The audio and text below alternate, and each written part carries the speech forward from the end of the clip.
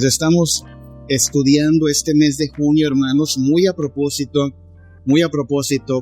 la advertencia que hace Jesús a sus discípulos acerca del regreso inminente, impostergable de Él mismo. Él vino a nosotros, trajo salvación muriendo en la cruz. Hasta el día de hoy está abierto el plazo de gracia, está abierto. Todo aquel que se arrepienta y cree en Jesús será salvo. Así es que eso es parte de lo que tenemos que compartirle a la gente que amamos. Estás a tiempo de invocar el nombre del Señor, arrepentirte, rendirte y serás salvo. Pero este plazo de gracia tiene fecha de expiración, ¿sabe? Como todo. Este plazo de gracia va a expirar. ¿Cuándo? Yo no se lo puedo decir. De hecho, cuando alguien le diga que ya es el día final, tenga por seguro que está mintiendo, porque Jesús mismo dijo que nadie sabe el día ni la hora. Es un hecho que lo vamos a ver todos. La Biblia dice que todo ojo le verá. Y sin embargo, Jesús sí hace la advertencia. Miren, tal como ocurrió en los días de Noé, tal como fue en los días de Noé, así será la venida del Hijo del Hombre, así será el día final. Estaban todos haciendo lo suyo, carnitas asadas, fiestas, pachangas, trabajo. Nada de esto es en sí algo malo, pero lo que delata Jesús en su advertencia es cada quien estaba viviendo a su manera, pero Dios era el gran ausente en su vida. Y vino el diluvio y los tomó por sorpresa. Así será la venida del Hijo del Hombre. Cada vez que lo pienso, no es que me llene de espanto, ni usted debería llenarse de espanto. Si usted y yo creemos en Cristo Jesús, nosotros estamos contando el tiempo para que llegue el día del Señor. Anhelamos que sea el día del Señor. El hecho de congregarnos hoy es como si se reunieran los santos en la embajada del reino de Dios y dijésemos, bueno, no ha venido Cristo, pero aquí estamos esperando. Así es que para nosotros no es motivo de espanto, pero sí será motivo de gran frustración. Solo piense en cuántas cosas quedarán inconclusas al momento en que Cristo vuelva. Piense en desde el albañil que estará haciendo una barda y pegando bloques. El día que Cristo venga, que no ponga ese último bloque. Esa barda no va a servir. Piense en aquellos que están a punto de firmar la compra, no sé, de un auto, de una casa. ¿Se imagina? Cristo Jesús aparece en ese momento. Ya que ni firme, ese crédito no se va a pagar, esa casa no se va a habitar, ese auto no se va a correr. Cristo llegó, se acabó. Aquellos que estén a punto de subirse a un avión de vacaciones, ni para qué se suban. Ha llegado Cristo, todo se acabó. Piensen cuántas cosas quedarán truncadas de sorpresa. Pero no así para los hijos de Dios. Entonces, la advertencia de Jesús ha de servirnos para estar alertas, preparados, pero también para aprovechar el tiempo y compartirle a la gente que amamos. Oye, hay un plazo que está vigente y todavía podrías aprovecharlo. Lo hacemos con las ofertas, ¿no? Cuando usted ve una oferta en la tienda y tiene un querido, un amigo, un familiar, le comparte, ¿no? Oye, vi tal oferta en tal tienda, no te la pierdas, aprovéchala. Pues esta es la oferta que nadie debería desperdiciar. Salvación por gracia, por medio de la fe en Cristo Jesús. Todo pecado puede ser lavado en la sangre de Cristo. No hay persona más sucia o despreciable que el Señor Jesús no pueda perdonar. Como en los días de Noé. Al final de este diluvio que vino como castigo por el pecado, Dios emite un veredicto. Dice, no volveré a hacer esto otra vez. No habrá un nuevo diluvio. Y como broche de oro de su promesa hay un arco iris en los cielos de parte de Dios diciendo, tengan por seguro que no habrá otro diluvio. No es que no lo merezcamos, ¿sabe? Si fuésemos realistas, merecemos un diluvio pues cada semana a causa de la maldad del hombre. Un diluvio que arrase continuamente con el hombre, pero Dios reprime su ira, no vuelve a traer un diluvio, no volverá a haber otro diluvio. Y el arco iris permanece como un símbolo de esta promesa. Arco iris, que precisamente en este mes, el mes de junio, estos colectivos que insisten en que tu identidad no depende de tu biología, estos colectivos que insisten en que puedes autopercibirte como quieras o que puedes tener las preferencias que desees, que bueno, nadie puede decirte qué hacer con tu vida porque muy al fin y al cabo es tu vida. Qué triste que el símbolo que nos sirve para recordar la promesa de Dios de no volvernos a matar con un diluvio que habla de el perdón y la misericordia de Dios, es tomado por estos colectivos y es enarbolado como una bandera para enorgullecerse precisamente de una distorsión de la verdad. Así es que muy a propósito estamos hablando de este asunto como en los días de Noé. Así es que vamos a la Biblia y estudiemos cómo eran los días de Noé para darnos cuenta que no han cambiado mucho las cosas, ¿ok? Las cosas no han cambiado mucho, nos parecemos mucho, o bueno, se parecen mucho a los días de Noé. Vamos a ir a Génesis capítulo 11, apenas 3 versículos, hermanos. Génesis 6, versículos del 11 al 13, ¿sí?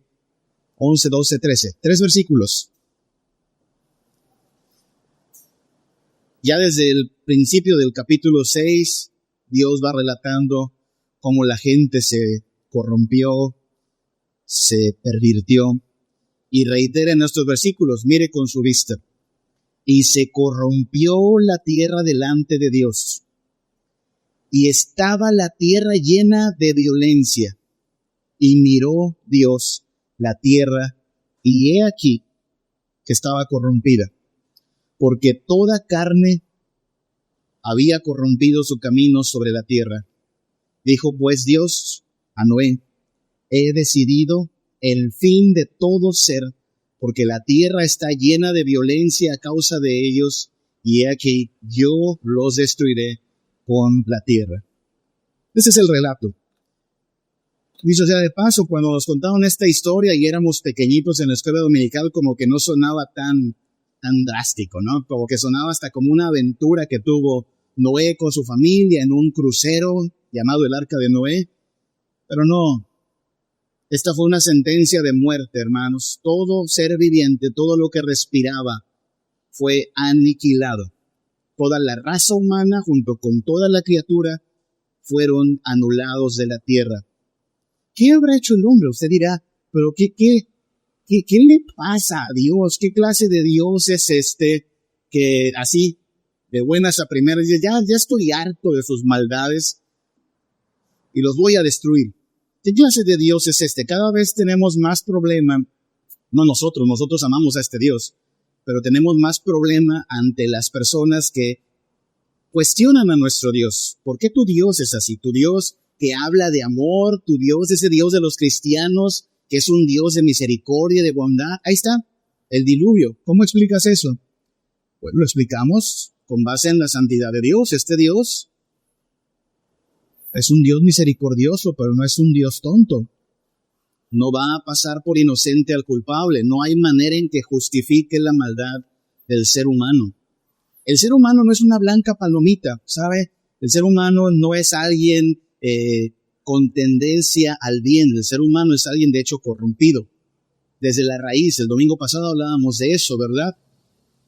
Así es que no estamos hablando de inocentes criaturitas en manos de un Dios caprichoso que decide destruir la tierra. Hablamos de gente que ha multiplicado la maldad, que ha hecho de la perversidad un vicio continuo, y un Dios que es santo, que determina que no va a tolerar al pecado ni al pecador. Mucho ojo, a veces escuchamos frases que se vuelven como frases cliché, ¿no? He escuchado mucho esta frase recientemente, que Dios aborrece al pecado, pero ama al pecador. ¿Has escuchado esa frase? Dios aborrece el pecado, pero ama al pecador. Busquen toda la Biblia, no va a encontrar esa frase. Dios, hermanos, aborrece al pecador. Puede buscar en el libro de los Salmos y va a ver que Dios abomina al perverso. Puede ver que Dios aborrece al pecador. Y al final de la historia, ¿quién va a ser lanzado al infierno, hermanos? ¿El pecado? No. El pecador. La persona. No solo sus obras, no solo el expediente. La persona pecadora es lanzada al lago de fuego. Y volvemos al problema, ¿no? ¿Cómo quieres tú entonces presentarme, nos dirá el mundo, a un Dios que dices que es amoroso, que es misericordioso, pero el cual también amenaza con destruir? Lo hizo allá en Génesis con un diluvio y lo hará en el día final con un lago de fuego ardiente. Bueno, Eso no quita que es misericordioso. Antes de que venga el día del juicio, ha abierto la invitación a rendirse. Antes que venga el día del lloro y el crujir de dientes, ha enviado a su Hijo para que por su sangre, por la fe en su sacrificio, nosotros nos rindamos ante Él en fe, nos arrepintamos del pecado. Eso es algo también muy importante que decir, porque en esta época de orgullo multicolor, orgullo arcoíris, se han infiltrado también estos pensamientos a la iglesia, hermanos. Hay iglesias donde las banderas están acá al frente en este mes, en verdad. Son iglesias apóstatas, ¿ok? Han tergiversado la palabra, han negociado el evangelio y se han sumado a estos colectivos diciendo, no. En esta iglesia está prohibido señalar toda clase de pecados. Todos aquellos que estén orgullosos de enarbolar esta bandera de colores, también son bienvenidos aquí, porque Dios nos ama a todos sin distinción. Aclaremos algo, la primera parte de eso es verdad. Dios está dispuesto a perdonarnos a todos, por supuesto que sí. Al asesino, al ladrón, al perverso, al corrupto, al adúltero, al homosexual, sí. No hay, como lo dijimos hace un momento, no hay un solo pecado que digamos, ¿sabes qué? Te pasaste de perverso, ¿ok? O sea, excediste el límite de pecados y Dios no va a perdonar eso, no existe ello. Las más horrendas transgresiones, seas heterosexual u homosexual, pueden ser perdonadas. Bueno, Dios, si bien perdona todos nuestros pecados, si bien Dios nos limpia de toda maldad, Dios demanda arrepentimiento. Es decir, la invitación está abierta para todos, pero la condición para su gracia y su misericordia es, tienes que arrepentirte de tus pecados. Cristo no vino a llamar a los justos, sino a los pecadores. ¿A qué los vino a llamar? Al arrepentimiento. Yo tengo pecados de que arrepentirme, cada uno de nosotros tiene pecados de que arrepentirse, y lo que celebramos es que de nuestros pecados nos libra Jesucristo. Si no es en Jesucristo, no hay salvación. Entonces, ¿qué pasó en aquellos días de Noé? ¿Qué ocurrió que lleva a Dios a tomar esta determinación de eliminar, aniquilar a la raza humana junto con todos los seres vivientes? Bueno, comencemos por señalar algunas particularidades de este pasaje. Dice Génesis 6:11, y se corrompió la tierra delante de Dios, y estaba la tierra llena de violencia, y miró Dios la tierra, y he aquí que estaba corrompida, porque toda carne había corrompido su camino sobre la tierra. Hemos estado hablando estos domingos de cómo el hombre se mostró arrogante ante Dios. El domingo pasado hablamos de cómo el hombre es malo, la maldad de los hombres era mucha. Y en este primer aspecto que estamos considerando hoy, vamos a hablar de cómo el hombre se volvió no solo arrogante y perverso, sino que la distinción de su carácter fue la irreverencia. ¿Sí? No sé qué piense cuando oye esa palabra, irreverencia. Para los que crecimos en la iglesia y especialmente en la iglesia presbiteriana, irreverencia tenía que ver con hacer ruido en el templo. ¿Se acuerda? Teníamos como ciertas normas en el pasado que hacían que pensásemos que el templo era un lugar tan sacrosanto que aquí debíamos comportarnos con sumo cuidado, porque cualquier cosa que se saliera de lo acordado era irreverencia. Prohibido, por supuesto, masticar chicle en el culto porque es irreverencia. Prohibido, pero con este calor, hermanos, seríamos unos irreverentes. Yo crecí en una iglesia donde no podías ni meter una botellita de agua al templo porque es irreverencia. El santo templo lo están profanando, ¿no? O siéntase libre de traer su agua, si quiere. Era irreverencia venir vestidos de cierta forma, ¿sabe? Había que ir en mi tierra, con traje y corbata al templo. No estoy diciendo que vamos a hacer un desbarajuste en el templo, que cada quien va a hacer lo que quiera, no. Pero sí que había un error en esa forma de pensar acerca de la reverencia, porque muchos de nosotros, pensando de esa forma, fuimos educados pues para portarnos bien en el templo y ya saliendo éramos otra cosa, ¿no? Pero irreverencia es más que eso. Irreverencia no es ser maleducado en un lugar donde debiésemos guardar silencio para estudiar la palabra de Dios, no. Irreverencia es simplemente cuando ignoras a Dios. Cuando tratas de vivir así, como si Dios no estuviera mirando. Recordamos cómo dice este pasaje. Mire cómo dice. El énfasis del versículo 11, Génesis 6:11, y se corrompió la tierra. Y noten lo que dice a continuación. Delante de Dios. Tú puedes ver a Dios ahí presente y la gente haciendo de las suyas sin tomar en cuenta que están delante de Dios. Eso incluso llega a rayar en lo insolente, ¿no? Imagínense niños que delante de su padre están haciendo sus travesuras y papá los está viendo y no les limita que papá los esté viendo, siguen. Eso es irreverencia. Ahí está papá mirando, pero no importa, seguimos haciendo nuestras travesuras. Bueno, el hombre no está haciendo travesuras aquí.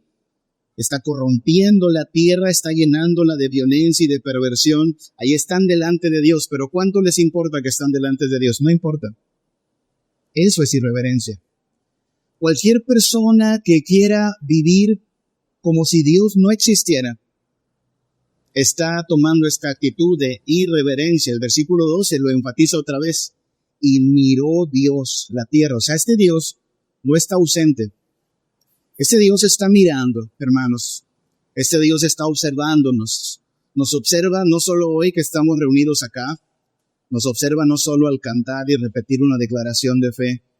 Nos observa mañana al trabajar. Nos observa en casa, como somos de verdad. Nos observa en privado también. ¿Y cómo somos nosotros en esos entornos, hermanos? ¿Cómo somos nosotros en el entorno del trabajo, de la casa, de la soledad? ¿Consideramos que ahí está Dios mirando? ¿Consideramos acaso que, aunque no estoy en el templo, estoy siempre ante la presencia de Dios? Si alguien se atreve a vivir como si Dios no existiera, está siendo irreverente. No importa que incluso conserve una actitud de quietud en el templo. Vivir ignorando a Dios es irreverencia. Y esto es lo que hizo el hombre delante de Dios. Es casi como decir, Dios, no me importa que estés aquí, haré mi voluntad. De hecho, no te metas, por favor, porque, es más, ni siquiera por favor, voy a hacer mi voluntad. Te voy a ignorar. Eso hicieron los hombres. Irreverencia. Romanos capítulo 1, versículos del 18 al 24, es una radiografía de los días de Noé, de la humanidad completa en su extravío también, pero es una radiografía de los días de Noé. Romanos 1 del 18 al 24 nos dice cómo la ira de Dios, la ira que trajo el diluvio en su momento y la ira que traerá el infierno para todos los que no se rindan a Cristo, la ira de Dios se revela desde el cielo contra toda impiedad e injusticia de los hombres que detienen con injusticia la verdad. ¿Cómo se ve manifestada la irreverencia en el mundo y en la generación presente y en los días de Noé y en nuestra cultura? Bueno, una de las primeras muestras de irreverencia es el rechazo de la verdad. Dice Romanos que la ira de Dios se revela contra todos los que detienen la verdad, los que rechazan la verdad.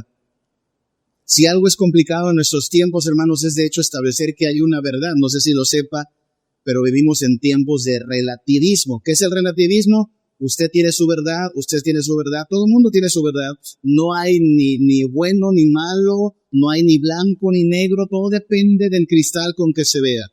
No se le ocurra querer decir que tal cosa es una verdad porque será tachado de intolerante, de fanático. Nosotros decimos, no, bueno, no puede cada quien construir su verdad. Hay una verdad absoluta. Y ante esta verdad absoluta como referente, usted y yo estamos bien o estamos mal. Esta verdad absoluta, por supuesto, está revelada en la palabra de Dios para nosotros, pero ¿qué hace el mundo con la palabra de Dios? ¿Qué hace nuestra cultura? La rechaza. No queremos eso. No me salgas con tu Dios, no me salgas con tu religión, creyendo que vivimos en la época de la razón o del progreso. Rechazar a Dios se ha vuelto la constante. Y eso es irreverencia. Es como si Dios hablara y hablara al aire y sus criaturas dijeran: cállese, Señor. No vamos a escuchar su palabra. La ira de Dios se revela contra todos los que detienen con injusticia la verdad. No solo así se muestra la irreverencia, se manifiesta también cuando no solo se resiste la verdad, sino que además se aplaude la necedad. Romanos 1, del 18 en adelante, nos dice que profesando ser sabios, versículo 22, los hombres se hicieron necios. Se las dieron de sabios y mucho progreso, y a lo mejor tenemos, hermanos, no sé si lo sepa o si ya se dio cuenta, pero tenemos la generación con mayores títulos en la historia. ¿Ya lo vio? Tenemos la generación con más títulos en la historia. Nuestros abuelos, muchos de ellos no fueron ni a la primaria. Nuestros padres, muchos de ellos no tienen ni un título. Esta generación tiene licenciatura, maestría, doctorado, posgrado. Y es la generación que más ha rechazado la verdad. Y es la generación que más ha aplaudido la necedad. Profesando ser sabios, se hicieron necios. No solo practican la maldad. Dice el versículo 32 de Romanos 1, que habiendo entendido el juicio de Dios, que los que practican tales cosas son dignos de muerte, no solo las hacen, sino que se complacen, aplauden. ¡Bravo! Eres de los míos, te portas como yo. Sí, claro, este mundo es para vivir la vida a tu antojo, no andar con esas fanaticadas de cristianismo y santos y la Biblia y cosas como esas. Eso es irreverencia. Una actitud de rechazo a la verdad y aplaudir la necedad y además practicar la perversidad. Romanos 1, versículos 18 al 24 nos habla de cómo en este arrebato de vivir a mi antojo, hacerlo a mi manera, pues básicamente toda la sexualidad humana fue pervertida. Eso no es nada nuevo, hermanos. Vaya, no fue en Nueva York donde el colectivo LGBT tomó la bandera del arco iris para inventar la perversidad sexual. Desde tiempos antiguos el ser humano corrompió lo más íntimo, lo más privado que Dios le había dado, que era su sexualidad. La corrompió, la pervirtió. Y son como los días de Noé los que estamos viviendo. Todo esto es irreverencia. Decirle a Dios: no te puedes meter en mi vida, voy a vivir a mi antojo, no me importa que hayas hablado, de hecho tu palabra no me importa, lo haré a mi manera, me gozaré en hacerlo a mi manera y celebraré a todo aquel que siga mi mismo extravío. Eso es irreverencia y es una de las cosas que debemos arrepentirnos. Perdónanos, Dios, por ser tan irreverentes, por ignorarte, estando tú todo el tiempo has estado mirando, todo el tiempo hemos pecado delante de Dios. Y tenemos que arrepentirnos de nuestra irreverencia. No solo había irreverencia, dice Génesis capítulo 6, hablando de los días de Noé, versículo 12. Miró Dios la tierra, y aquí que la tierra estaba corrompida, porque toda carne había corrompido su camino sobre la tierra. Note el énfasis. 2 veces dice el autor, Moisés, la tierra se corrompió. Pero no se corrompió así nada más. Toda carne, o sea, toda vida había corrompido su camino sobre la tierra. El ser humano se corrompió a sí mismo, se extravió. Así es que no solo dio lugar a la irreverencia, sino que dio lugar a cada vez más y más corrupción. ¿Qué es corrupción? Cuando se profana algo santo, hermanos, estamos hablando de corrupción. Cuando algo que es santo, puro, divino, es envenenado, intoxicado, manchado. Pero aquí hay algo que debemos pensar, hermanos. ¿Cuántas cosas de la creación eran santas? ¿Qué cosas de las que Dios creó eran santas? Todas. Puesto que Dios es un Dios santo que crea todas las cosas buenas, todo lo que había para el hombre era santo. Y lo que hace el hombre tras la caída es ir tomando lo que Dios creó santo y corrompiendo, y corrompiendo. Y así ha sido la historia, hermanos. La Biblia habla de gente que es inventora de males. Y en verdad, tal parecería que las noticias de esta semana, cualquier noticia, diríamos, ¿qué puede ser peor después de lo que vemos? Y la próxima semana vemos noticias peores. Cada vez más maldad, perversidad, corrupción, engaño, injusticia. El hombre está tomando todo lo que Dios ha creado bueno y santo y lo corrompe. En este mes donde al amparo de esa bandera arcoíris se reclaman supuestos derechos, se habla de supuestas peleas en pro de la igualdad y el progreso. Solo consideremos que junto con estos reclamos hay gente que ha tomado algo tan santo como lo es la vida en el vientre materno y hablando de una agenda pro aborto ha corrompido la vida. Y Dios está mirando.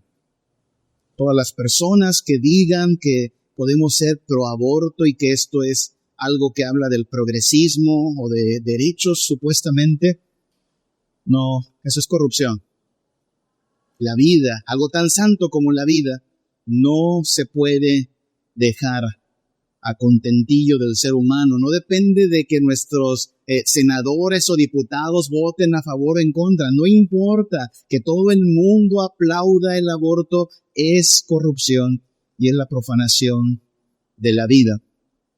Esta bandera que enarbola el supuesto orgullo gay es una profanación de la santidad de la sexualidad. Dios nos creó hombre y mujer para disfrutar esta identidad ante Dios, en comunión con Dios, bajo la bendición de Dios. Cualquier postura contraria, alternativa, es profanar lo que Dios creó bueno y distorsionarlo. Tenemos también la embestida contra aquello que Dios creó bueno. El matrimonio, por ejemplo, hermanos, Dios inventó el matrimonio, creó a Adán, creó a Eva, los unió. De hecho, mencionó estas palabras tan solemnes: dejará el hombre a su padre y a su madre, se unirá a su mujer, los dos serán una sola carne. Pero en estos tiempos, hermanos, tiempos previos al juicio final, el matrimonio no es algo que goce de mucho valor para la gente. No, el matrimonio es una opción cada vez más arcaica para muchos. Cada vez incluso el aliento es, no te cases. No te cases, por favor. ¿Para qué? ¿Para qué te atas a una persona? ¿Para qué destruyes tu libertad? Claro, se buscan alternativas libertinas para disfrutar lo que Dios dejó bajo la bendición del matrimonio. Pero el matrimonio está bajo ataque, hermanos. Cada vez que quieren rediseñar el matrimonio, cada vez que quieren redefinir el matrimonio, cada vez que se hacen leyes que facilitan el divorcio, están yendo contra el matrimonio, están yendo contra Dios. Estamos en la época antipatriarcado, hermanos. Feliz Día del Padre, varones. ¿Sabe cuál es la acusación del frente antipatriarcal?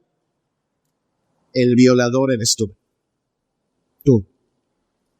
Se asume que todo hombre, por ser hombre, es un opresor. Se asume que todo varón, solo por ser varón, y está en una posición de privilegio de la cual debe ser desbancado, porque en pro de la supuesta igualdad no podemos permitir el patriarcado. Pues le tengo noticias, hermano, no sé si lo sepa, pero la visión cristiana del hogar es patriarcalista, ¿ok? La visión cristiana del hogar es patriarcalista. El varón es cabeza de su familia, el varón debe proteger su hogar, el varón es la autoridad de su hogar. No significa que es su derecho, no es un derecho, es una concesión que Dios le ha otorgado al varón, de la cual tendremos que rendir cuentas, ¿ok? Pero así lo diseñó Dios, tan lo diseñó Dios así que usted puede abrir Génesis, por ejemplo, y leer la historia tal como nos la cuenta Génesis.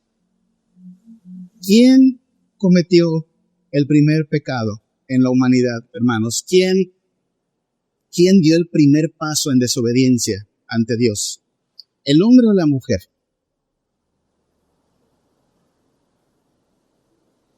La mujer, Eva. Y sin embargo, ¿a quién llama Dios a cuentas? A ver, ¿dónde andas? ¿A quién llama Dios a cuentas? Adán, a ti te encargué. ¿A quién hace responsable? Toda la Biblia, hermano, usted puede leer toda la Biblia y va a ver que dice, el hombre se corrompió. El primer Adán falló y tuvo que venir un segundo Adán.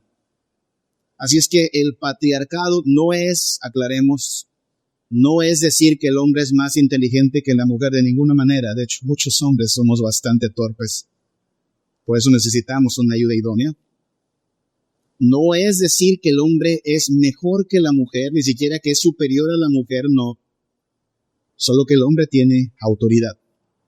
Esta autoridad no es para hacer lo que se le antoje, no es algo así como aquí nomás mis chicharrones truenan. De hecho, no le da la razón. No le da la razón en una discusión. Puedo ser la autoridad y en una discusión yo estar equivocado. Y hay que aceptar esa equivocación. Es simplemente un asunto de autoridad.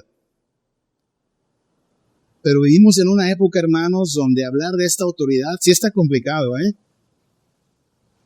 Porque donde hoy un varón, y hablamos de un varón de Dios, alguien que quiera vivir como Dios quiere que vivamos, donde el hombre quiera hacer valer su autoridad en casa. Solo supongamos eso, y hablamos, ojo, un hombre cristiano, ¿ok? Un varón cristiano que ama a Dios, que ora, que lee su Biblia, que se aparta del pecado, pero aún así un día, por alguna discusión, su esposa no está de acuerdo con él, y entonces este hombre, creyendo la palabra, le dice, mira mi amor, te voy a pedir que me respetes porque soy la autoridad de esta casa. ¿Qué va a recibir de parte de su esposa? Si esa esposa es cristiana, dirá un sí, mi amor. Amén. Pero algunos de ustedes ya se están riendo. O sea, lo que va a recibir uno de estos hombres es un por favor. Estamos en una generación antipatriarcal, hermanos. De hecho, a lo mejor a alguien le sorprende esto. ¿A poco éramos patriarcalistas los presbiterianos? Sí, bueno, los cristianos somos patriarcales. Insisto, eso no quiere decir que el hombre sea superior. Otro día hablaremos de esto un poquito más. Simplemente que el hombre es cabeza. No mejor, no superior, no sin error. Es el responsable de su hogar. Es el responsable de sus hijos, por cierto. Hay un error gravísimo de trasladar la responsabilidad religiosa de parte de los padres hacia las madres. Triste realidad, pero lamentablemente una realidad palpable en la iglesia. Es bien sabido que en las iglesias en general, no solo la presbiteriana, las iglesias en general, la mayoría de la membresía es de hermanas. ¿Quién lleva a los niños a la iglesia? La mamá. ¿Quién hace oración con los niños? La mamá. ¿Quién los hace leer la Biblia? La mamá. ¿Qué hace el papá? Chambea. Mis respetos por su trabajo, hermano, pero usted tiene que pastorear a su casa. Esa labor de padre no es solo de proveedor, sino que es una labor pastoral. Usted tiene que ser el que dirige a su familia a obedecer la voluntad de Dios. Sé que no es la realidad en muchos hogares y por eso oramos, ¿verdad? Que Dios taladre las conciencias de los varones de nuestros hogares y nos haga asumir nuestra labor. Porque así lo estableció Dios. Y claro, mientras eso no pase, hermana, pues siga haciendo su labor con los hijos. Dios bendecirá esa labor. Pero tratemos de que el varón sepa, es tu trabajo, es tu encomienda. Así es que tenemos esta actitud de corrupción y todos estos frentes que han corrompido lo que Dios creó santo, la vida, la sexualidad, el matrimonio, todo ha sido corrompido. Y se pone peor. Génesis 6, del 11 al 13, comienza y termina con los mismos términos. Versículo 11, y se corrompió la tierra delante de Dios, y estaba la tierra llena ¿de qué? Violencia. Versículo 13, dijo pues Dios a Noé, he decidido el fin de todo ser, porque la tierra está llena ¿de qué? De violencia a causa de ellos. El hombre no solo se mostró irreverente ante Dios, no solo corrompió todo lo que Dios había creado hasta la fecha, sino que además se volvió agente de violencia. ¿Qué es la violencia, hermanos? Bueno, si pudiésemos definir la violencia, diríamos que violencia es cuando se procura el mal sin razón justificada. Permítanme definirlo así. Cuando se procura el mal sin razón justificada. Y ojo que eso es un poco capcioso, ¿sabe? Tenemos que abundar un poco más acá, porque en esta cultura en que vivimos y en este mes en que se habla de tantos derechos y garantías que se pelean en nombre del progreso, hay cosas que incluso nosotros hacemos como cristianos que podrían ser atacadas de violencia, hermanos. Así es que hablemos de qué dice la Biblia acerca de la violencia. Y a lo mejor es más sencillo hablar de lo que no es violencia. Por la cultura en que vivimos, hermanos, la palabra de Dios es atacada, contradicha. La Biblia dice que los papás debemos aplicar corrección. Proverbios 23, 13 al 14 dice, no rehúses corregir al muchacho. No te niegues, no le saques la vuelta a corregir a tu hijo. Hay quien le ha agarrado la tendencia Montessori, la tendencia constructivista, gente que profesando ser sabia, quiere ser más sabia que Dios, dice, no. Bueno, sí hay que corregir al muchacho, pero con palabras, dialogando. Ahora hablan de una crianza respetuosa. No, aquí dice vara. Proverbios 23, 13 dice, porque si lo castigas con vara, no morirá. Versículo 14, más enfático, lo castigarás con vara y liberarás su alma del Seol. Hermano, ¿sabe qué es lo que me llena de sorpresa? Yo esperaría, claro, si voy al frente de las oficinas del DIF y me pongo a predicar esto, sí creo que me voy a estar buscando un problema de a gratis, ¿no? Pero he enseñado esto en contextos cristianos y cada vez veo más cejas así de, con que la vara, pastor, todo bien en casa, con que azotes, pobres de sus hijos, bien traumadísimos que han de estar. Hermano, esto no es violencia. Recuerde, ¿qué es violencia? Aplicar o procurar el mal. ¿Acaso cuando un padre disciplina a su hijo está procurando su mal? No. De hecho, ¿qué está buscando? Según Proverbios 23:14, librar su alma del Seol.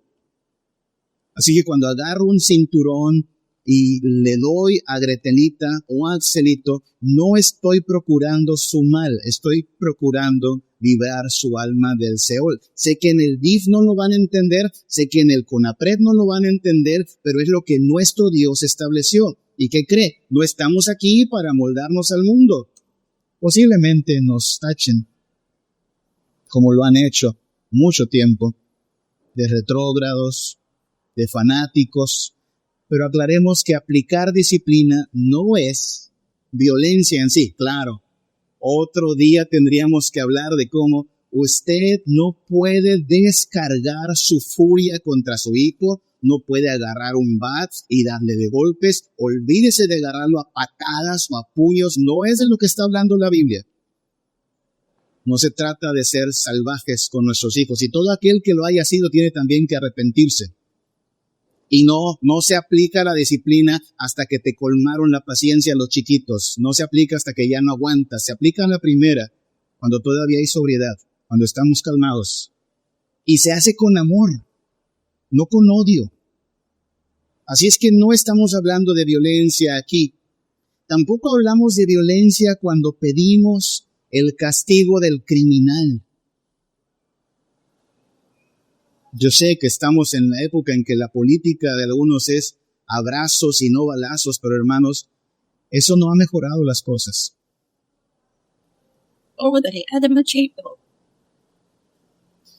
Y creo que nadie aquí ha sido víctima de ver cómo un familiar, un amigo es acribillado por las balas del narco, acribillado por la furia del crimen organizado, violado, secuestrado. Estoy seguro que si usted fuera víctima de algo así, usted diría, yo no quiero un abrazo, yo quiero que le caigan con justicia. Y Romanos 13:4 habla de que esto es justo. Hablando de la autoridad, Romanos 13:4 dice, la autoridad es servidor de Dios para tu bien. Pero si haces lo malo, o sea, si te portas mal, tenle temor, porque no en vano lleva la espada. ¿La espada para qué sirve? Para atravesar cuerpos, para matarlos. Hoy son las pistolas, hoy son las balas. ¿Qué es esta autoridad con una espada? Romanos 13:4, es servidor de Dios, vengador, para castigar al que hace lo malo. Castigo. Tenemos tanta impunidad en nuestra cultura porque no se procede a castigar al malo. Y no es algo anticristiano. Pero pastor, ¿está hablando de castigo de verdad? Sí, porque cuando castigas al mal estás protegiendo a los indefensos. Cuando castigas al criminal estás blindando un poco más a las víctimas. Y eso no es violencia. No es violencia ni siquiera cuando se habla la verdad, hermanos. Le digo, en la cultura en que vivimos, simplemente decir las cosas como son ya es tachado como, ahí le va, discurso de odio. ¿Ha oído hablar de esa acusación? Discurso de odio. Cuando como cristianos le llamamos al pecado, pecado, no le llamamos una aventura a la fornicación. La fornicación es fornicación. No le llamamos amor platónico al adulterio. No es amor platónico, es adulterio. No le llamamos libertad al libertinaje. Decimos las cosas como son. Quien se dé por aludido dirá, discurso de odio, violencia verbal. No. Isaías 5:20 advierte de que hay de aquellos que a lo malo dicen bueno y a lo bueno malo, que hacen de la luz tinieblas, de las tinieblas luz, que ponen amargo por dulce o dulce por amargo. Es en este mes donde se llevan tantas pláticas y conferencias de supuesta concientización a las escuelas, a los colegios, y nuestros niños y jóvenes son adoctrinados con la mentira de estos colectivos. Y es deber de los padres decir, no, hijo, no es así. Eso no está bien. No es tu libertad. Dios los creó hombre y mujer. Los niños son niños, las niñas son niñas. Van a decirnos que nuestro discurso es un discurso de violencia. Y algunos de nosotros quizás seremos incluso denunciados ante la ley. Bueno, asumiremos el costo.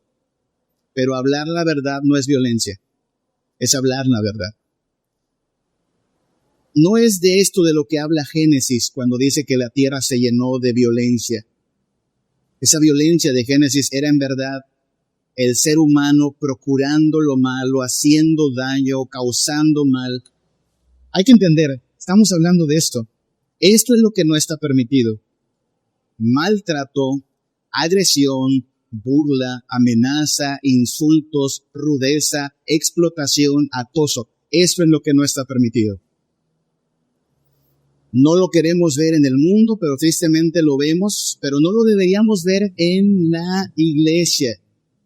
Así como acabamos de hablar hace un momento de cómo ser padre es difícil, hermanos.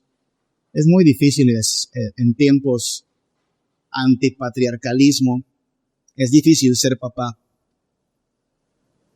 Hay que pedirle a Dios la ayuda para ser papá. Con todo hay que advertir.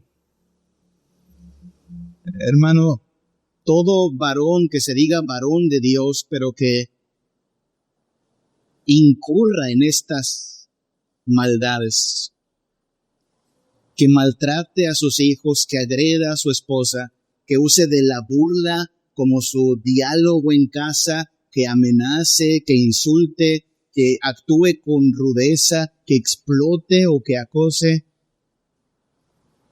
no está bien. Y Dios está viendo. Y no es de cristianos hacer esto. También las damas pueden incurrir en esto, por cierto. Hermana, usted no puede hacer de la agresión, de la burla, de la amenaza, de los insultos, la dinámica en la cual usted viva. No funciona así. Todo aquel que se diga cristiano, pero que actúa de esta manera, entienda que tiene de qué arrepentirse antes de que venga el juicio final también.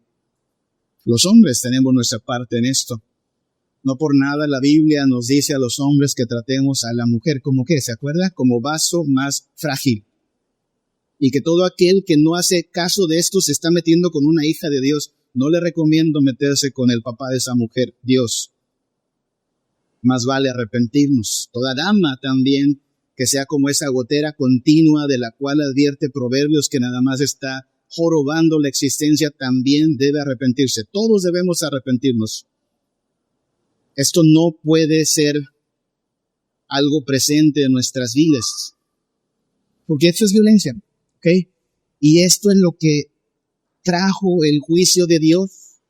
Vivimos como en los días de Noé, ¿se da cuenta? Irreverencia, por todos lados, la gente vive como si Dios no existiera. Corrupción en todos los niveles, en todas las áreas, y violencia. Allá, en el norte, mucha violencia. Aquí en Quintana Roo, mucha violencia, pero tristemente a veces en la misma casa es donde hay violencia.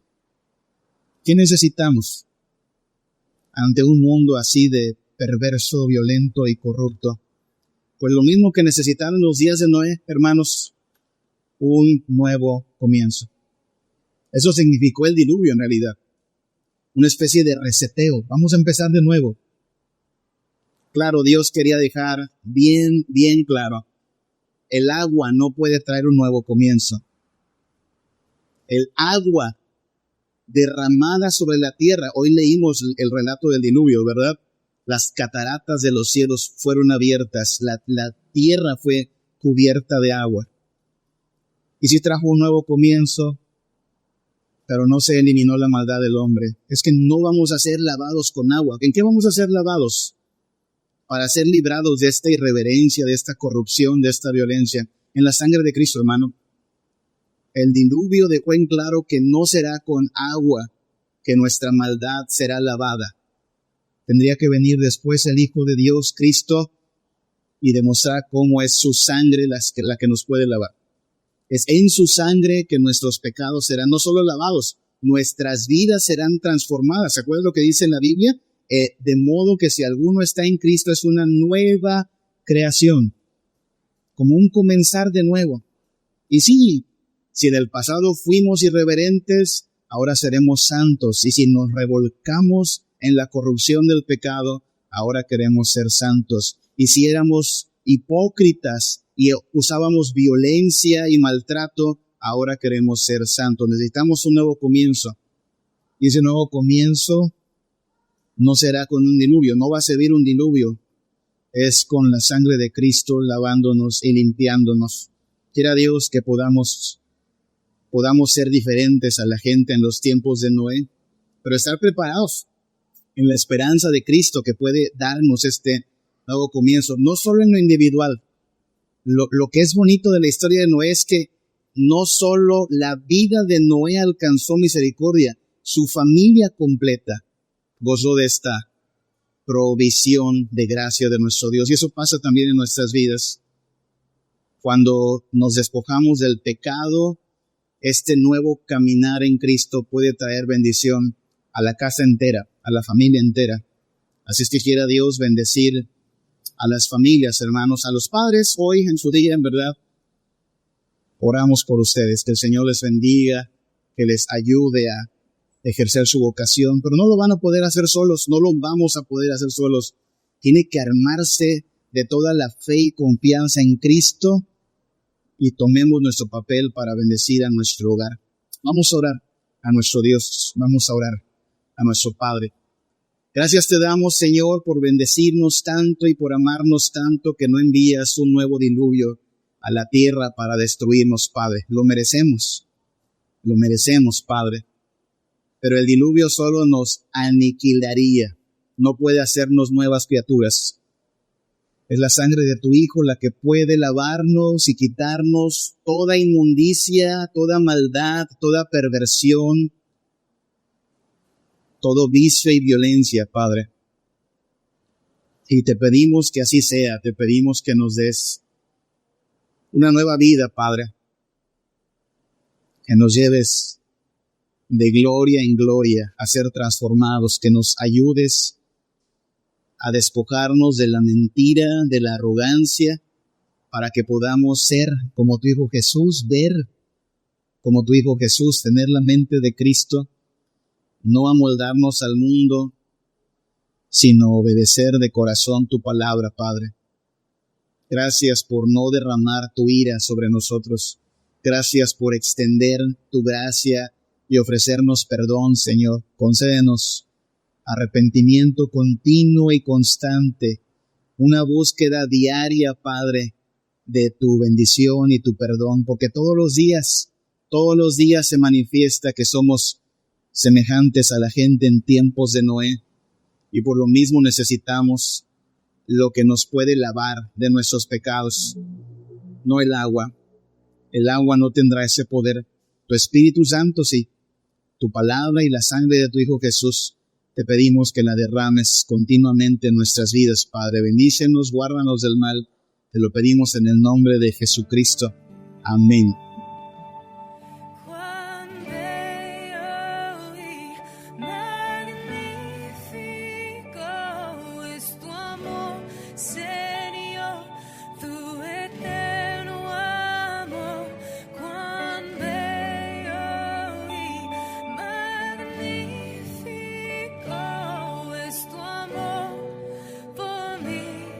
Señor.